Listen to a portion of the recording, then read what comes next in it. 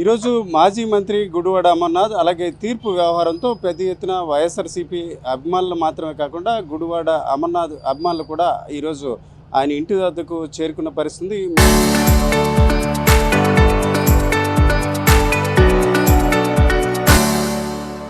సహజంగా చాలా ఇష్యూస్లో పొలిటికల్స్లో అట్లా జరుగుతాయి. నిన్న ఆ తీర్పు వినాక మీకేమనిపించింది? సహజంగా అంటే మన ఏదో వ్యక్తిగతమైనటువంటి కారణాల జంతో లేకపోతే ఇంకో రీజన్తో శిక్ష పడితే సరే బాధ అనిపించేటువంటి పరిస్థితి ఉంటుంది. కానీ మనం చేసినటువంటిది పోరాటం ఈ రాష్ట్రం కోసం, రాష్ట్ర భవిష్యత్తు కోసం, ఈ ప్రాంతం కోసం ఎన్నో సంవత్సరాలుగా దాదాపు 4 దశాబ్దాలు ఎప్పుడో తెన్నేటి విశ్వనాథం గారి టైం నుంచి విశాఖపట్నం కేంద్రంగా ఒక జోన్ ఏర్పాటు చేయాలనేటువంటిది ఆ డిమాండ్ ఎప్పటి నుంచో ఉంది. అది రాష్ట్ర విభజన జరిగినప్పుడు చట్టంగా రూపాంతరం చెందింది. అప్పుడు ఉన్నటువంటి తెలుగుదేశం పార్టీ ప్రభుత్వం దాన్ని నీరుగార్చేటువంటి కార్యక్రమం చేసింది. ఆ రోజు జగన్మోహన్ రెడ్డి గారి నాయకత్వంలో దీని మీద ఒక పోరాటం చేయాలని చెప్పి నిర్ణయం తీసుకొని ఆ రోజు ఆ కార్యక్రమం చేపట్టడం జరిగింది. సరే, ఆ రోజు పోరాటం మొదలుపెట్టినప్పుడే ఆ రోజు ఆ వేదిక మీద నుంచి చెప్పాను, అవసరమైతే ప్రాణాలు అర్పించైనా సరే విశాఖపట్నం కేంద్రంగా రైల్వే జోన్ సాధించుకుంటాం అనేటువంటి మాట చెప్పాం. ఆ రకంగానే పోరాటం చేసాం. 2018లో మోడీ గారు విశాఖపట్నం వచ్చినప్పుడు ఎన్నికల ముందు వారు ప్రకటన చేశారు. తర్వాత మేము ప్రభుత్వంలోకి వచ్చిన తర్వాత భూములు కేటాయించాం. మళ్ళీ ఆ రోజు మళ్ళీ మాకు పేరు వస్తుందని చెప్పి ఫౌండేషన్స్ కూడా మా ప్రభుత్వంలో ఉన్నప్పుడు చేయకుండా దాన్ని ఆలస్యం చేసినటువంటి పరిస్థితి కూడా చూసాం.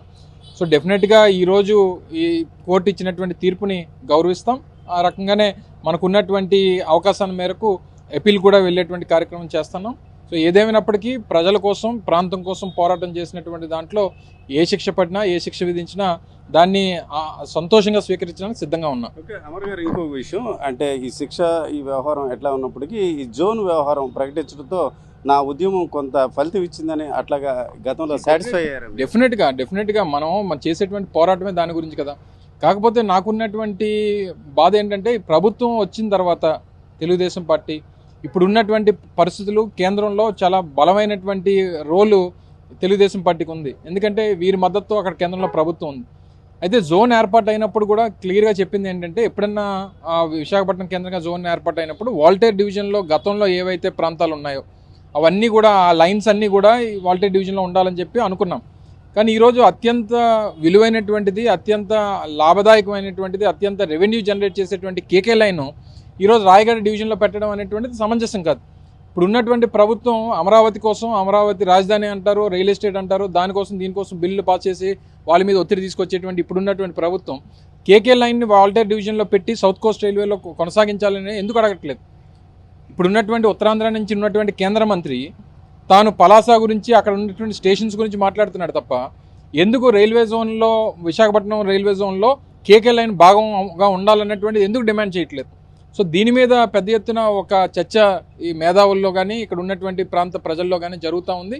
సో డెఫినెట్గా దాని మీద కూడా ఈ పోరాటం అనేటువంటిది కొనసాగిస్తాం. డెఫినెట్గా అది సాధించుకునేటువంటి దిశగా మా తాలూకు అడుగులు కూడా ఉంటాయి. ఓకే సార్, ఆఖరిగా ఇప్పుడు మీరే ప్రస్తావించారు శ్రీకాకుళంలో 7 స్టేషన్లు. ఆ 7 స్టేషన్లు అంత ప్రాధాన్యత లేదు. ఒక రకంగా ఒరిస్సా విడిచిపెట్టడం వల్లనే ఆంధ్రాలోకి ఇచ్చారని ఒక ట్రోలింగ్ అవుతుంది. అంటే అదే సమయంలో ఇప్పుడు ఈ కేకే లైన్ అంటే కొత్త వలస నుంచి అరకు లైన్ గురించి ఈరోజు చూసుకుంటే మీ ఎంపీ గారు కూడా రాష్ట్రపతిని కూడా కలవడం జరిగింది. ఇది కూడా నెక్స్ట్ స్టెప్ లాగా మీరు ఈ విషయం మీద ఒక ఉద్యమాన్ని కొనసాగించే ఆలోచన అట్లాగే మొదటి నుంచి చెప్తా ఉన్నాం. సో వాళ్ళకి ఏంటంటే వాల్టేర్ డివిజన్ అనేటువంటిది చాలా పెద్ద డివిజన్ పూర్వం నుంచి. గతంలో దాన్ని ఆ డివిజన్ నుంచి సంబాల్పూర్ని సెపరేట్ చేసి అదొక కొత్త ఏరియాని క్రియేట్ చేసుకున్నారు. సో ఏదేమైనప్పుడు కురదా నుంచి కూడా కొంత పార్ట్, అప్పుడు మన దాంట్లో నుంచి కూడా కురదాకి కొంత పార్ట్ ఇవ్వడం జరిగింది. ఏదేమైనప్పటికీ సరే, మిగిలినటువంటి రాష్ట్రాల్లో ఉన్నటువంటి ప్రాంతాలు వాళ్ళకి వెళ్ళిపోయినా పర్వాలేదు. కొత్త వలస అనేటువంటిది విజయనగరం, అల్లూరి సీతారామరాజు జిల్లా, ఈ ఆంధ్రప్రదేశ్ రాష్ట్ర పరిధిలో ఉన్నటువంటివి. రెండోది ఏంటంటే గూడ్స్ పరంగా హయ్యెస్ట్ రెవెన్యూ దేశవ్యాప్తంగా ఉన్నటువంటి రైల్వే లైన్స్లో గూడ్స్ పరంగా హయ్యెస్ట్ రెవెన్యూ జనరేట్ చేసేటువంటి కేకే లైన్. అటువంటి కేకే లైన్ని నువ్వు వదులుకుంటే నువ్వు మనకి దేహం ఇచ్చి ప్రాణం తీసుకెళ్ళిపోయినట్టు ఉండేటువంటి పరిస్థితులు కనబడతా ఉన్నాయి.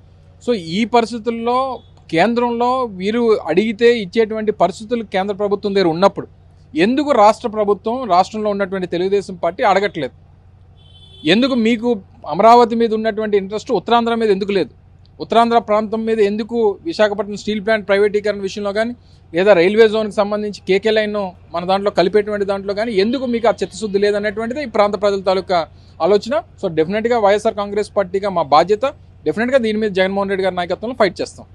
ఇది మాజీ మంత్రి గుడివాడ అమర్నాథ్ ఏదైతే కోర్టు తీర్పు ఇచ్చిందో దాన్ని శిరసావిస్తాం, అలాగే దీనికి సంబంధించి అప్పీల్కి వెళ్తామని చెప్తున్నారు. మరోవైపు చూసుకుంటే ఈ జోన్ వ్యవహారంపై ఉత్తరాంధ్ర వాసిగా అట్లాగే ఈ ప్రాంతానికి చెందిన వ్యక్తిగా పోరాటం చేస్తాం. అందులో భాగంగా ఏదైతే కొత్త వలస నుంచి అరకు ఉన్న రైల్వే లైన్ ఖచ్చితంగా విశాఖ డివిజన్లో కొనసాగే రీతిన ఉద్యమం కొనసాగిస్తాం. అయితే ఈ విషయంలో టీడీపీ కూటమి ప్రభుత్వానికి చిత్తశుద్ధి ఉండాల్సిన పరిస్థితి. చాలా వరకు బలం ఉన్న దశలో కేంద్రంపై ఒత్తిడి తెచ్చి కేకే లైన్లో ఆ పార్ట్ యథావిధిగా విశాఖ కేంద్రంగా ఉన్న రైల్వే జోన్లో కొనసాగించాలన్న అభిప్రాయాన్ని కూడా ఆయన వ్యక్తం చేస్తున్నారు. కెమెరా పర్సన్ తిరుపతితో రామచంద్ర, RTV, విశాఖపట్నం.